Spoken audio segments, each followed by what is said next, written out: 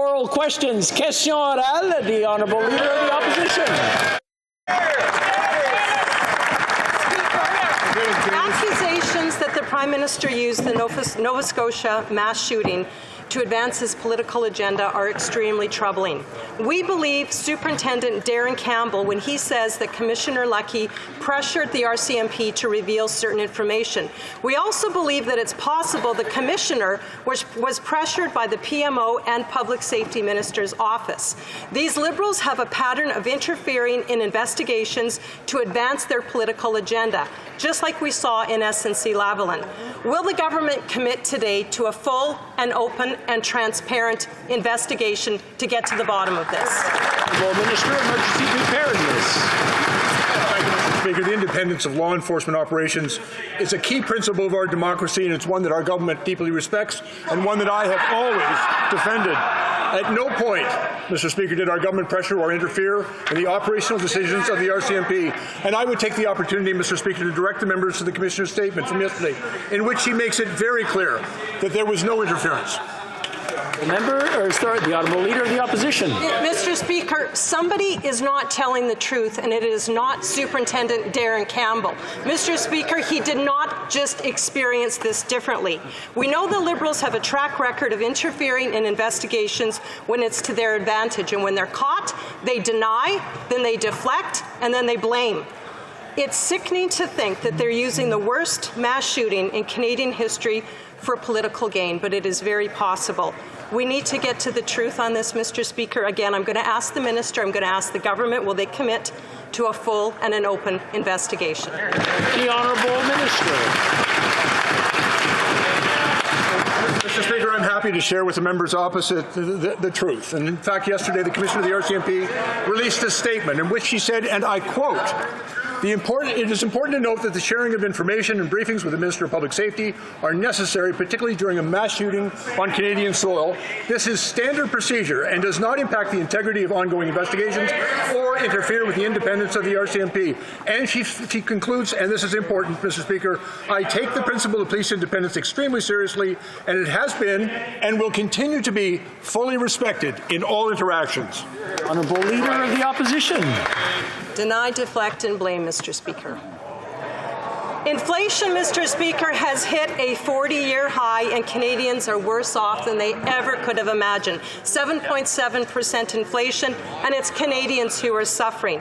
While Liberals blame COVID, Putin, and everything else, Conservatives have asked and are still asking that the Liberals cut taxes and give Canadians a break at the pumps. Even President Biden announced a 3-month gas tax break. But these Liberals cold-heartedly keep saying no. Liberals would rather see Canadians suffer than accept any of our good ideas. Isn't that the truth? The Honourable Minister of Natural Resources. Thank you, Mr. Speaker. And my honourable colleague is certainly correct that affordability is a critically important concern for Canadians. That is why the Deputy Prime Minister, in a speech last week, talked through the $9 billion in support that we are providing on that basis. We are also working to help stabilize global energy prices through increasing production of oil and gas alongside our partners, the United States, Brazil, and other countries, to ensure that we are concurrently addressing the energy crisis that exists in a manner that will ensure affordability for Canadians. The Honourable Member for Mégantic-Clérable. Today's figures speak for themselves, Mr. Speaker. Inflation is at its highest in the last 40 years, 7.7%. The Finance Minister's grandiose speech to the Toronto elite last week was just smoke and mirrors. There was absolutely nothing to counter inflation in our country, Mr. Speaker. Even President Biden is proposing a temporary gas tax cut to help Americans make ends meet. Liberals love expensive gas. We all know that. Why are they hurting Canadians instead of helping them to put food on the table, to pay for a roof over their house, to pay for their oil and gas? The Honourable Deputy Prime Minister.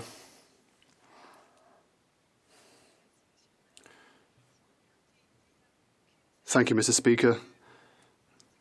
Nothing says that Conservative policies would have an effect on the price at the gas pump for Canadians, Mr. Speaker.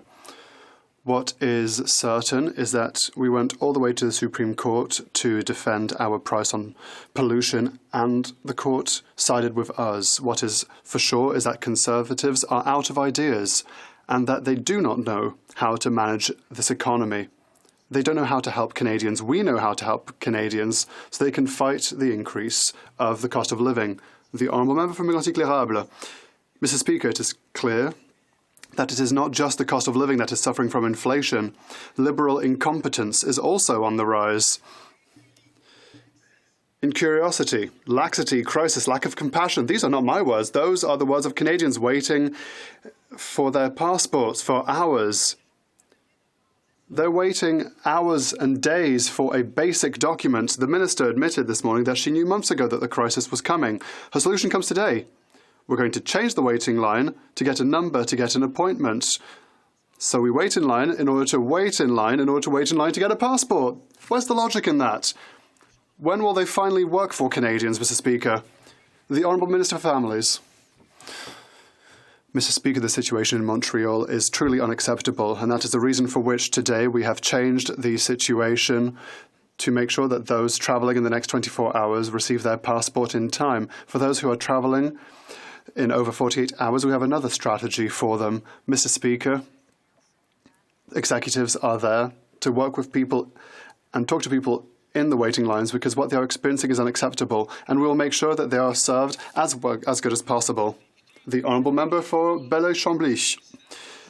Mr. Speaker, I would like to wish bon voyage to the Prime Minister, but in a lovely chartered plane, his lovely passport that he got very easily. Well, in this context, thousands of people are still waiting overnight.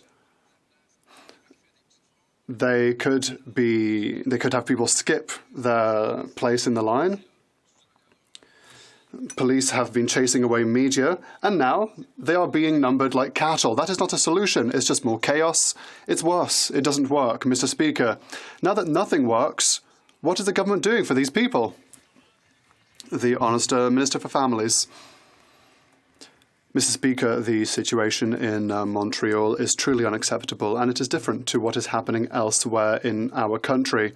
Over the past 4 days, over 1,000 people were waiting, and we think that people should not have to do so, and that is the reason for which we have teams, upper management teams, to help people and to make sure that they get the information that they need to ensure that they have appointments so that they can go home and then go back at a certain specific time so they don't have to wait. We know that this is frustrating. We know that it's an important file, and we will continue to react to the situation. The Honourable Member for Belleuil-Chambly. Mr. Speaker, the Minister keeps repeating that she has sent directives, but no one seems to be listening to the directives. All government ministers yesterday were saying that it was unacceptable. No one, however, has brought true solutions to the problem. Is that going to be the case until the end of 2022? Will nothing be done? If government ministers denounce instead of governing, who's going to govern? The Bloc Québécois, perhaps? The Honourable Minister. Thank you, Mr. Speaker. Well, I think that all other parties in the House agree that the Bloc Québécois will never be the government here in the House, but we will make sure that Canadians will receive their passports. This is a difficult situation after 2 years. We understand that Canadians want to travel, and we know that for that they need their passport. Mr. Speaker, there is a very high demand for this. Service Canada staff is working very hard. They're working day, they're working nights in order to make sure that Canadians get their passports, and we will continue to react so that they have what they need. The Honourable Member for Burnaby South. Thank you, Mr. Speaker. Inflation has reached the highest level since 1983. And what that means is that workers are having a harder and harder time making ends meet. We know that the solution proposed is to increase inflation or increase interest rates, but that's going to put more pressure on the shoulders of workers. So when will this government understand that workers didn't cause this inflation, they shouldn't bear the burden of it, and they need help? When will this government send help to families now? Hear, hear. Honourable Minister for Families. Thank you, Mr. Speaker. And I I welcome the honourable leader of the NDP's little person there. So congratulations to bringing him in. And in fact, this government is delivering for families. In fact, across the country, we have delivered 13 childcare. I'm going to.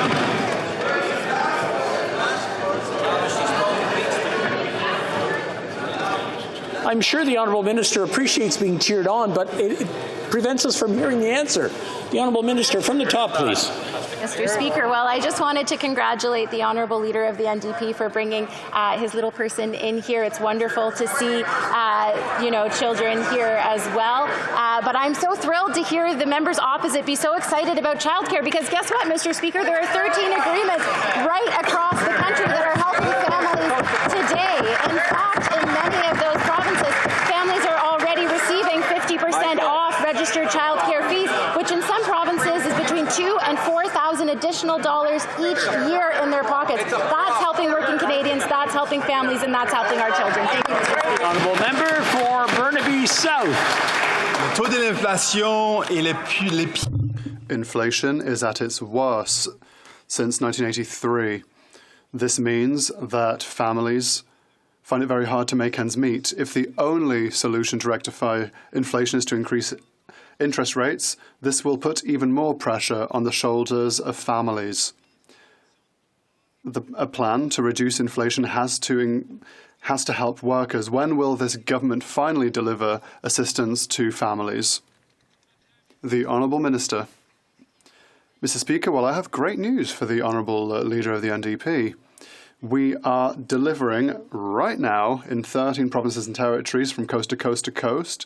We are delivering agreements for childcare. That is thousands of dollars of savings for everyone with children. These are real dollars in real pockets to help them with the cost of living. We are here for families, we're here for kids and for the country. Thank you. For South Shore St. Margaret. The mass murder of 22 of my fellow Nova Scotians and an unborn child being used as a Liberal gun control wedge is disgusting, obscene, and an insult to the victims and their families. The detailed investigative notes of RCMP officers, which will be used in court, state political interference into this mass murder. They were contradicted by the Public Safety Minister and the Commissioner of the RCMP. Who's telling the truth? The RCMP investigators or the Liberal politicians trying to interfere in the investigation? Honourable Minister for Emergency Preparedness. Well, thank you, Mr. Speaker. And I'd like again to direct my honourable colleague to the Commissioner's statement, which I believe speaks for itself. The decision as to what information will be publicly disclosed regarding any investigation, as well as all operational matters, lies always and solely with the police. But, Mr. Speaker, let me also take the opportunity to acknowledge that the 2020 mass shootings in Nova Scotia has devastated families and communities, and particularly those families and loved ones of the 22 individuals that lost their lives. We should all keep them in our thoughts. Honourable Member for Cumberland Colchester. Mr. Speaker, many in Nova Scotia are already concerned about the proceedings of the Mass Casualty Commission. Superintendent Campbell testified, and I quote, "The Commissioner said she had promised the Minister of Public Safety and the Prime Minister's office that the RCMP would release this information. The Commissioner then said that we didn't understand that this was tied to pending gun control legislation." Mr. Speaker, 22 individuals and an unborn baby died in my riding during this tragedy. We believe Superintendent Campbell. Does the Minister? The Honourable Minister. Well, thank you, Mr. Speaker. And as I said, I've never had a conversation with the superintendent, but the commissioner who did release a statement in which he said, "It's important to note that the sharing of information and briefings with the Minister of Public Safety are both necessary and particularly during a mass shooting on Canadian soil. This is standard procedure. It does not impact the integrity of any ongoing investigation or interfere with the independence of the RCMP." And she concluded, "I take the principle of police independence extremely seriously, and it has been and will continue to be fully respected in all interactions." Member for Cumberland Colchester. Mr. Speaker, this Liberal government has somehow managed to use politics to interfere with a cross-border police investigation. They hoped it would advance their potential gun control legislation. This interference further undermined the public confidence in the police investigation as to how the killer managed to obtain and smuggle illegal guns into Canada. How long after this tragedy did the minister discuss the gun legislation and the resulting order in council, which happened 10 days later, with Commissioner Lucki? Good question. Honourable Minister of Emergency Preparedness. Thank you, Mr. Speaker. And I would remind the member that we actually campaigned in 2019 on our promise to Canadians that we would strengthen gun control and that we would ban assault-style rifles. Mr. Speaker, in May of 2020, we kept that promise. But, Mr. Speaker, the independence of law enforcement operations remains a key principle of our democracy. It's one our government has always respected and one that I have always defended. Mr. Speaker, at no point did our government pressure or interfere in any of the operational decisions of the RCMP. The honourable member for Sturgeon River Parkland. Well, Mr. Speaker, it's becoming increasingly clear why this government wanted to have a secret inquiry on this. In a statement yesterday, RCMP Commissioner Brenda Lucki did not deny that she promised the Minister of Emergency Preparedness that she would release information surrounding the Nova Scotia mass shooting. People are not in the habit of making promises unless they're asked to do so. Did the Minister of Emergency Preparedness or his staff at any time ask the Commissioner to publicly release information regarding the Nova Scotia mass shooting, yes or no? Yes. Minister. Thank you, Mr. Speaker. The very short answer to the member's question is no.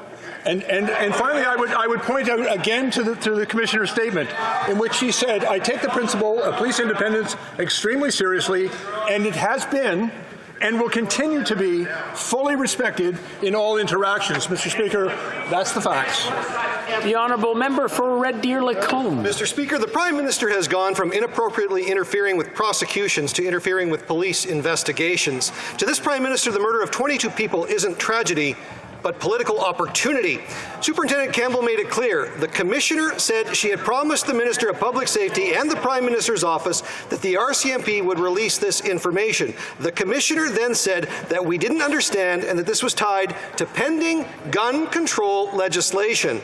Will the NDP Liberal government allow the Public Safety Committee to fully investigate this shocking revelation? The Honourable Minister for Emergency Preparedness. And again, Mr. Speaker, I would point out to the member the statement that it was actually issued by the Commissioner of the RCMP in which she made it crystal clear.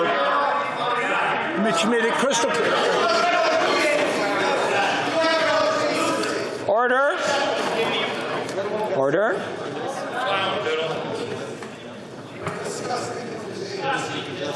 Yes, they are discussing. Talk about Biddle's just absolutely. Biddle gave him the finger. Throwing names back and forth from both sides is not going to solve the problem. I'm going to ask both sides to take a deep breath, and we'll let the minister respond from the top, please. Thank you very much, Mr. Speaker, and I appreciate the opportunity to take a breath. Please let me reiterate that the decision as to how or when the police will release information lies with the police and the police alone. This was not a matter that the government in any way interfered with or extracted any promises for. I'd remind the members that of the Commissioner's statement in which he's made it equally clear that there was no interference in this case. And so those are the facts, and that's what I've shared with this House. The honourable member for Red Deer Lacombe. Mr. Speaker, multiple sources from the RCMP are accusing this government of political interference that risked police investigations into a tragic mass shooting. Leah Scanlon from the RCMP Communications is quoted as saying, the Commissioner releases a body count that we don't even have. It was all political pressure. That is 100% Minister and Prime Minister, end quote. Canadians aren't buying the Minister's excuse as he desperately tries to cover for the Prime Minister and save both their careers. If the NDP Liberals have nothing to hide, will they support the committee's investigation of this egregious political interference? The Honourable Minister. Well, again, Mr. Speaker, I would advise the members that there was no interference. At no point did our government pressure interfere in the operational decisions of the RCMP. It's been very clearly articulated in the Commissioner's statements from yesterday. But, Mr. Speaker, let me also add, Canadians, including those which were directly impacted by this tragedy, have expressed great concern about how and when the RCMP shared information with the public, and that is precisely why, Mr. Speaker, we specified in the order of reference for the Mass Casualty Commission that they examine the communications approach taken both during and after the event. That's the work of the Mass Casualty Commission, Mr. Speaker. That's the work that we will depend upon. The Honourable Member for Belleuil-Chambly. Mr. Speaker, it's time to look at records. There was a delay in actions from the government when there were the truckers' protests. Police bodies apparently asked them to enact the Emergency Measures Act. The police didn't ask them in the end, and the minister said, well, it was a purely political choice. Is the minister proud of having simply allowed the Prime Minister, like another did in 1970, by the way, to invoke the Emergency Measures Act against civilians based on falsehoods? The Honourable Minister for Public Safety. Well, yes, Mr. Speaker, I'm very proud of the government's work. During the illegal blockades, we made a necessary decision, the invocation of the Emergency Measures Act. This with Council of Policing Bodies. The Commissioner of the RCMP confirmed this before committee. And now we will collaborate with the investigation process before the Joint Committee in Parliament and with Justice Boulot in order to offer as much transparency as possible. And we will always defend that decision. Thank you. The Honourable Member for Belleuil-Chambly. Let us now talk about the environment. What is going on with carbon sequestration? Falsehoods with regards to meeting government objectives on sequestration, purchasing Trans Mountain at a loss, subsidies to oil and gas. Baie du Nord. I'm sure that at the beginning, in a bona fide way, the minister signed what became a market of smoke and mirrors. Are the Liberals aware that they turned an environment minister into a oil and gas lobbyist? The Honourable Minister for the Environment. Thank you, Mr. Speaker. I would like to remind my honourable colleague that as the Environment Minister, I never circumvented rules on environmental assessments. He did it not once, not twice when he was Minister for the Environment in Quebec. He did it thrice as Minister for the Quebec Environment. We, on our side, have implemented a plan to reduce emissions, and we'll continue to do so. Thank you. The Honourable Member for South Surrey, White Rock.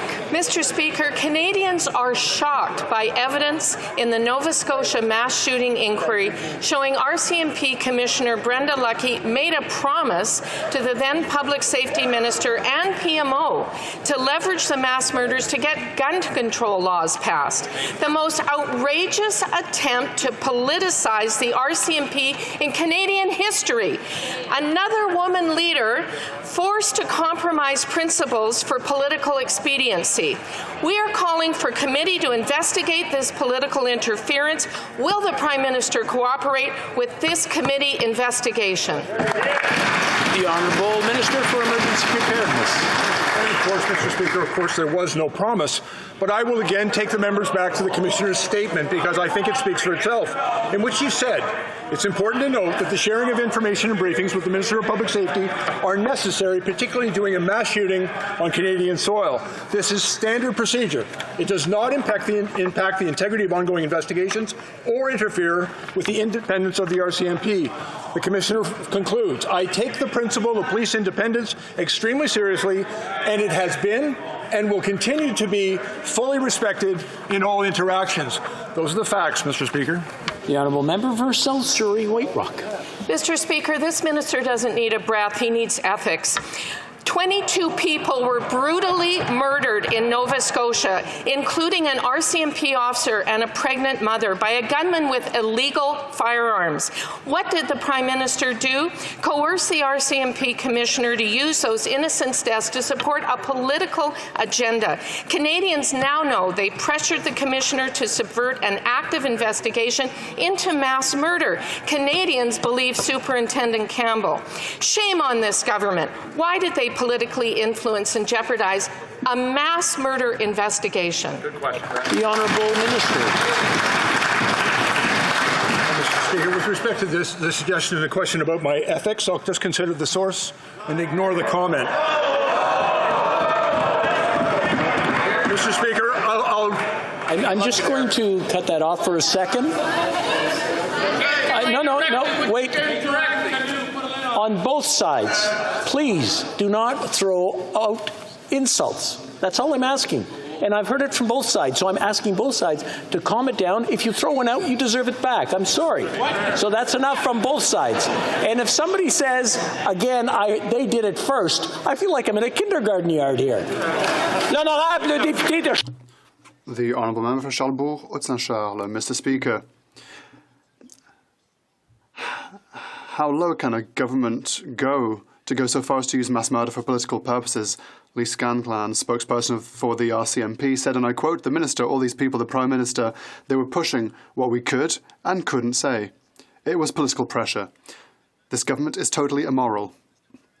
Can the Prime Minister tell us who in his cabinet decided to politicise the Royal Canadian Mounted Police, and when will he be removed from office? The Honourable Minister. Thank you, Mr. Speaker, and I'm happy to advise this House no one made a choice to politicize the terrible tragedy, the murder of 22 people in Nova Scotia in 2020. Mr. Speaker, the independence of law enforcement operations is a key principle of our democracy. It's one that our government deeply respects and one that I have always defended. And at no point, Mr. Speaker, at no point did our government pressure or interfere with the operational decisions of the RCMP, including their communication strategy. I direct the members to the Commissioner's statement from yesterday, where she makes it very clear that there was no interference. The Honourable Member for Charlesbourg, Haute-Saint-Charles. Mr. Speaker, the RCMP Superintendent Campbell said, and I quote, the Commissioner said she promised the Minister for Public Safety and the Prime Minister's office that the RCMP would release this information. For her to make that promise, someone had to ask her to do it in the first place. This is not the first time the Prime Minister and his cabinet have abused their power. They try to make us believe that the RCMP investigators are lying, but Canadians see what is going on. We, the Conservatives, believe Superintendent Campbell.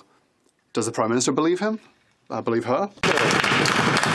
Speakers, I've already made it clear I've never had a conversation with Mr. Campbell. The conversations between the Commissioner and her subordinates are something that she can speak to. However, I would reiterate for the member opposite that the independence of law enforcement operations is a key principle of our democracy, which is respected and defended by our government. And to assure the member, at no point did our government pressure or interfere in any of the operational communication decisions of the RCMP. I would direct the member to the Commissioner's statement, in which he makes it crystal clear that no such interference took place. The Honourable Member for Cowichan, Malahat, Langford. Mr. Speaker, there are very disturbing allegations that this government directed interference in an ongoing police investigation. Nova Scotians have suffered, and they deserve answers. The idea that any government would compromise an investigation for their own political gain is insulting for families of the victims. Any interference from the Prime Minister's office is completely unacceptable and breaks Canadians' trust in our institutions. Will this government launch a full investigation into these disturbing allegations to give Canadians the answers they need? Honourable Minister.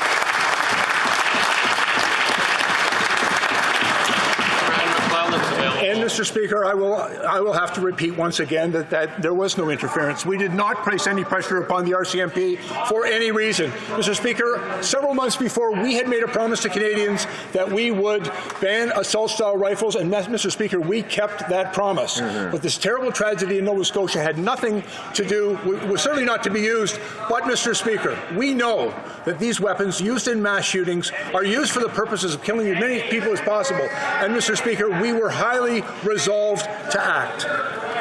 The honourable member for Churchill, Kiwanuka-Aski. Mr. Speaker, the Liberals face a test today. Will they take a good idea in my bill to fight climate change or side with their rich friends at the Infrastructure Bank, a corporate welfare scheme? Today we'll find out as MPs vote on my bill to support Indigenous and Northern communities to get the infrastructure they need to survive climate change. During this week's debate, we had to listen to a Liberal MP support public-private partnership scams and push more privatization. Mr. Speaker, the climate crisis is here, and Northern and Indigenous communities are paying the price. So will the Liberals stand with Northern and Indigenous communities or their billionaire friends? The Honourable Parliamentary Secretary. Mr. Speaker, while we always recognize how we can improve delivering on infrastructure across this country, the member opposite's comments are completely out of touch with the reality of the work that the Infrastructure Bank is doing. Here's one example. Almost 49,000 homes are going to be connected in Manitoba to fiber projects in 53 rural municipalities. Does the member opposite and her leader, who advocated for the abolishment of the Infrastructure Bank, want to talk to those 48,000 residents who are now going to be connected to well-needed fiber because they feel that they can do better? The honourable member for Châteauguay-Lacolle. Thank you, Mr. Speaker. Halting and reversing the decline of biodiversity is a critical issue that deserves everyone's efforts. Canada is showing leadership internationally in terms of fighting climate change and protecting nature. Can the Minister of the Environment and Climate Change update this House on the latest developments towards the achievement of an ambitious global framework on biodiversity? The Honourable Minister of the Environment. Thank you, Mr. Speaker. I'd like to thank my honourable colleague for her work on this issue, and it's with great pride that I announce that Canada will host the World in Montreal and in December 22 for COP15. It's time for all countries on the planet to agree to protect at least 30% of our Earth and oceans to avoid losing biodiversity by 2050. Okanagan, Similkameen Nicola. Well, who would have thunk it, Mr. Speaker? The last time inflation was this high was 40 years ago, when we had another divisive, big tax and spend Liberal Prime Minister named Trudeau. They say history repeats itself, Mr. Speaker. I say we should have learned from the last experience. With so many Canadians struggling, does the Minister of Finance acknowledge that her $100 billion of stimulus spending is inflationary, that this level of inflation isn't fair, it isn't just? Will she admit today that it's just inflation? The Honourable Minister. Mr. Speaker, global inflation caused by a number of factors, which include supply chain bottlenecks, climate change, and the war in Ukraine, is having a significant impact on the household budgets of Canadians. While Canada's rate of inflation is below average when compared to the Euro area, the US, the OECD, we are continuing to focus on economic growth and making life more affordable for Canadians. Our measures have helped lift 1.3 million Canadians out of poverty, and important programs that have supported seniors, families, and individuals are indexed to the cost of living. We will continue to invest in Canadians while lowering our debt-to-GDP ratio and increasing Canada's long-term fiscal advantage. Honourable Member for Central Okanagan, Similkameen Nicola. These Liberals always want to talk about what Moody thinks, but the only Moody that member should think about right now, Mr. Speaker, is the Moody of the Canadian people. Conservatives have been pointing out to the example of Alberta for months, where the government cut gas taxes, the price of gas dropped along with the province's inflation. Lower gas prices is a win for consumers and for the economy. Even President Biden is now calling for a 3-month gas tax holiday to do the same for the American people. Will the Finance Minister implement one today, or is the only holiday her government has in mind is a 3-month accountability holiday from Parliament? The Honourable Minister. Mr. Speaker, we understand rising gas prices have had a negative impact on the household budgets of Canadians, but we also know that the increase is a global phenomenon, in part resulting from the war in Ukraine. If we implement a tax holiday on oil and gas, energy companies could actually pocket the difference in cost, and there's no guarantee that the savings will be passed on to Canadian consumers. Similarly, our carbon price at 11 cents per litre is the only fee collected on gas that is returned to consumers, making life more affordable for 8 out of 10 Canadian families. The Honourable Member for Louis Saint Laurent. Canadians woke up this morning with another piece of bad news from this government. Inflation in our country is now at 7.7%, the highest rate in 40 years. That affects all families, notably the most humble amongst us. And the Conservatives have been asking for months for the gas tax to go down. We're not the only ones who think this would be good. The Democrat U.S. President, Mr. Biden, is also going to freeze gas tax for the next 3 months. Is the Prime Minister in agreement with President Biden to lower the gas tax? Mr. Speaker, we know that this is a very difficult period for millions of Canadians. Groceries are higher, and it's harder and harder to pay rent. And that is why we have lowered middle-class taxes on 2 occasions. The Conservatives voted against this, and that is also the reason why old age security payments that we have just increased support has increased. And that's the same thing for the Canada Child Benefit. We are here to help Canadians to face the rising cost of living, and the Conservatives are opposed to all of these measures. Thank you, Mr. Speaker. The honourable member for Louis Saint Laurent. They don't take inspiration from President Biden, and it means that Canada is the only G7 country that hasn't lowered its gas taxes. We don't have to go to the other end of the world to know that tax cuts work. In Canada, in Alberta, on April 1st, while the federal government was raising its carbon taxes, the provincial government there lowered its tax, and the result, inflation went down there. Why does it work in Alberta? Well, would it not work everywhere? The Honourable Parliamentary Secretary. Minister, I'd like to correct my colleague with all due respect. The U.S. has not yet lowered these taxes. They know that this will not directly help Canadians. On this side of the House, we're helping Canadians directly with benefits for Canadians who are having a hard time finding affordable housing, and with direct support for seniors and families with young children. Mr. Speaker, we're here to support Canadians, and the Conservatives are there to support oil companies. That's the reality. The Honourable Minister for Thérèse de Blainville. Mr. Speaker, the government is taking citizens for a ride on the passport file. Today, it started handing out tickets with appointment times to people waiting in line outside in Montreal. But by 8:20 a.m., the tickets were all gone. They handed out about 75 tickets, according to TVA News, 75 out of the thousands of people waiting for an appointment. Mr. Speaker, is this really their best solution of the week? Because if so, we're really not out of the woods. The Honourable Minister. Thank you, Mr. Speaker. Today, as I said, we adopted a new strategy to react to the high demand we're seeing in Montreal in particular. There are hundreds and thousands of people who are waiting outside of Service Canada offices, and we offered them tickets for appointments. And I was assured by the management there in Quebec that the management would be there throughout the day to make sure that everyone in line receives the information they need, and also appointments for people who are traveling urgently. The Honourable Minister for Thérèse de Blainville. I'm really reassured. But it's a good thing that the federal government isn't administering vaccines. Remember how things went at vaccine centres. We were welcomed, informed, directed, even if millions of us asked for an appointment at the same time. But what a stark contrast with passports. At the federal level, we pay half our tax to this government, and they're still unable to offer us simple photo ID. Will they at least acknowledge their great incompetency? I hope they'll at least be ashamed. The Honourable Minister. Passports are a very safe document, and there is a question of integrity and a process that is in place that is very important.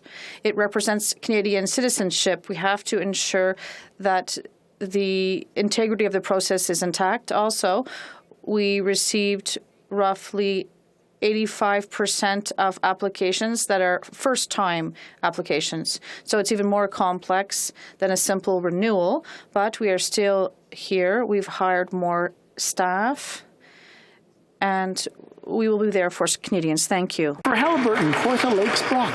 Speaker, residents in my riding are making hard decisions when it comes to everyday essentials, like Paul from Omimi, caught in a catch-22 where he has to work more than 50 hours a week just to make a living, or Barbara, a senior in Bobcaygeon, who worries as her savings dwindle away, or Scott from Burnt River, concerns that the ongoing cost of diesel could mean the end of his business, or Brad from Peterborough, who must make tough decisions between gas for work or food from the family. When will the Prime Minister end his reckless spending and finally address the cost of living crisis? The Honourable Parliamentary Secretary. Mr. Speaker, we know that this is a difficult time for millions of Canadian families. Groceries are more expensive, bills are adding up. That's why we cut taxes for the middle class and small businesses and lifted more than 1.3 million Canadians out of poverty. We're reducing childcare costs for parents. We're delivering increased benefits for our seniors. We're also making investments to boost Canada's long-term growth and create good-paying jobs, all while lowering our debt-to-GDP ratio every single year, Mr. Speaker. The Honourable Member for Calgary Centre. Thank you, Mr. Speaker. Inflation has risen almost a full point month over month to 7.7, near record levels. Europe has reduced fuel taxes. The U.S. president is now calling for a gas tax holiday. What is this government doing? Increasing fuel taxes. The last time world oil prices were this high was 2014, and the price of gas in Canada was $1.40, 70 cents less than today. The Minister of Finance says this is beyond her control, but she is ignoring her role in actually escalating inflation. When will she take her foot off the gas on fuel tax increases? Come on. Thank you, Mr. President. Mr. Speaker, certainly affordability challenges that are facing Canadians today are significant. It is incumbent on the government to take steps to ensure that we are addressing that issue. As the honourable member knows, the Minister of Finance discussed last week the investments that we are making to address the affordability challenges faced by Canadians of modest incomes. We will continue to look at how we can actually work to ensure affordability going forward. Concurrently, we are working to address the energy security challenge, increasing the amount of oil and gas that we are producing in this country to stabilize global energy prices and allow them to be reduced over time to get away from Vladimir Putin and the Russian invasion of Ukraine and the impacts on energy prices. Honourable Member for Sarnia-Lambton. Mr. Speaker, Brandy from my riding is a single mom struggling to get by. The higher cost of gas and groceries has forced her to go to the food bank. And now CRA, after 7 years of auditing her without finding anything, has decided she has to pay $30,000 in back taxes, and the minister has taken no action to revisit her case. Will the Liberals resolve Brandy's case and suspend the tax on gas like Joe Biden is planning to do? The Honourable Minister. Mr. Speaker, our government was there to support Canadians throughout the pandemic. The CRA is extending its audit and recovery efforts, but the people who are affected can be reassured we're also there to help them. And people who need assistance can communicate with the CRA to find a solution that can be tailored to their needs. And I'd like to reassure my colleague that the CRA will proceed with great empathy and compassion. Thank you. For Brampton Centre. Thank you, Mr. Speaker. The 2017 Canada Survey on Disability found that more than 6 million Canadians report having a disability.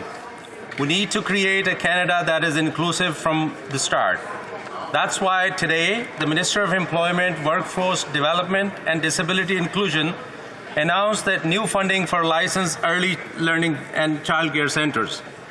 Through the Enabling Accessibility Fund, a federal grants and contribution program that supports infrastructure projects that improve the accessibility, safety, and inclusion of persons with disability. Can the minister share with us more about this important announcement? The Honourable Minister of Employment.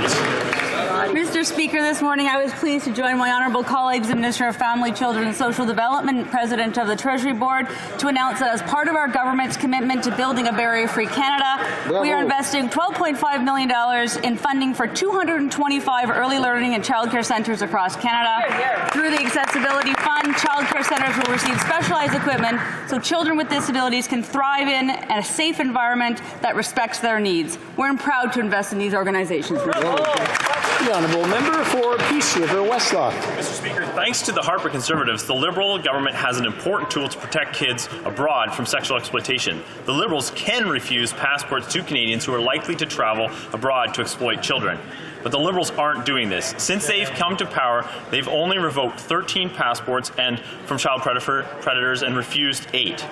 There are 42,000 child predators in Canada. To the Prime Minister, over the last 7 years, how many passports have they given to convicted child sex offenders? The Honourable Minister for Families. It is extraordinarily important that we get the integrity of passports right. That is something that I have been communicating, and one of the reasons why when someone is applying for the first time for a passport that we can assure that we are getting this right. It's another reason why when we are looking at children's passports that we want to make sure that we have permission from both parents, that if there is a separation that we go through the custody agreements, because at all costs we must protect our children, and that's exactly what we continue to do. Thank you, Mr. Speaker. The Honourable Member for Bellechasse, Les Aides-Chemin-Lévis. Mr. Speaker, the passport crisis continues. This morning in a minister with Paul Arcand, the minister stated that she knew the situation would become problematic for months, and she did nothing. She waited. We can no longer see how desperate the situation is, and the minister misled Canadians by telling them that they would receive their passports on time, but she knew full well this would not be the case. What is she going to say to the thousands of people that are waiting outside, online, for their passports? The Honourable Minister. Mr. Speaker, the situation in Montreal is the worst in the country right now. There are hundreds of people waiting in line in Montreal at the passport office, and we know that with the Saint Jean Baptiste holiday, there are other people who want to travel, and right now we've changed our strategy to be able to make sure people do receive services and the information they need. We're going to continue to react to the situation to make sure Canadians will receive their passport. Thank you. Mr. Speaker, an MP's office is an outpost for Canadians for help in getting their issues fixed.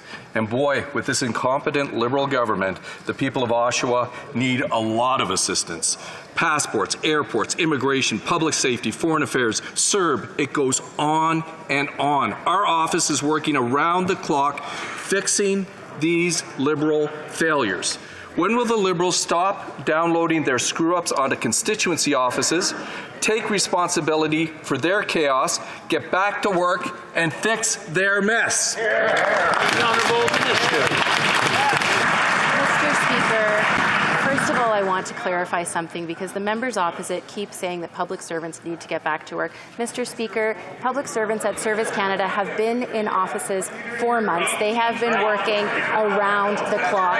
And the people that they're talking about that are working from home, Mr. Speaker, they're the same people that delivered CERB to 9 million Canadians, Mr. Speaker. They're the same people, Mr. Speaker, who have delivered EI, OAS, and CPP at the highest rate in 15 years, Mr. Speaker. Mr. Speaker, we know there are challenges with passports right now. We continue to work around the clock, and public servants are working. The Honourable Member for Davenport. Mr. Speaker, climate change is top of mind for the residents of my riding of Davenport. In fact, I recently received a handwritten letter from an 11-year-old constituent, Selena. She's concerned concerned about the environment and wanted to know what our federal government's doing to protect it. At the end of her letter, she says, we can all make a difference. Together, we can make the world a safer place for all of its residents. Can the Minister of Environment and Climate Change update this House on the latest initiatives that our federal government has in place to protect the environment, combat climate change, and make the world a safer place? Honourable Minister of the Environment. Thank you, Mr. Speaker, and I thank the member from Davenport for her advocacy and her work on these important issues. Yes, indeed. And Selena's right. We need to do better when it comes to protecting our environment, which is why this week we announced that we were banning 6 single-use plastics that are polluting our rivers, that are polluting our environment, that are ending up on our streets and everywhere, Mr. Speaker. And between now and 2030, it's 22,000 tons of plastic waste that we will take out of our environment, 1.3 million tons that we will take out of the Canadian economy. Thank you very much, Mr. Speaker. The Honourable Member for North Island, Powell River. Mr. Speaker, 3 years ago, the Liberals created a $150 million Veteran Survivors Fund. As of today, $0 have been spent. Yesterday, the PBO found out almost double is required to make this right. Mr. Speaker, thousands of veterans' widows are living in poverty, and the government continues to break their promise to eliminate the sexist, archaic gold diggers clause. When will this government stop punishing veterans for finding love after 60? The Honourable Minister for Veterans Affairs. Thank you very much, Mr. Speaker. And I appreciate my honourable colleague's question, and she is aware that we're committed to making sure veterans and their spouses have the support they need. We have been working with Statistics Canada and the Canadian Institute for Military and Veterans Health Research to gather information from the survivors. I understand, of course, that the committee has studied this issue, and I look forward to the report from the committee. We will use the results to reform, to evaluate the situation. I can assure my honourable colleague we will do everything to make sure we provide the services that our veterans need and deserve. Thank you, Mr. Speaker. The Honourable Member for Kitchener Centre. Mr. Speaker, here we are again. Last June, the government introduced a bill to implement the Canada Disability Benefit days before Parliament rose and then called an election. This June, the government introduced the exact same bill. Now, it's been 20 days and we've yet to debate it once. 9 other bills have been prioritized since. Canadians with disabilities continue to disproportionately live in poverty across the country. They want to see emergency supports. They want to see action. Does this government understand that simply introducing a bill does nothing to help Canadians with disabilities today? The Honourable Minister for Employment. Since 2015, we've done so much as a government to help persons with disabilities, and I was honored to reintroduce Bill C-22 in the House several weeks ago. We're working with the disability community to ensure that their needs and wants are reflected in the bill, that we lift as many people out of poverty as we can with the new Canada Disability Benefit. We're about to release our first ever Disability Inclusion Action Plan. Financial security is a key pillar of that plan, Mr. Speaker, as is employment. We're going to make sure we get this done. I'm afraid that's all the time we have for question period today. C'est tout le temps que nous avons. Draw the attention of members to the presence in the gallery of the Honourable Jeannie McLean, Minister of Education and Minister responsible for the Women and Gender Equity Directorate for Yukon.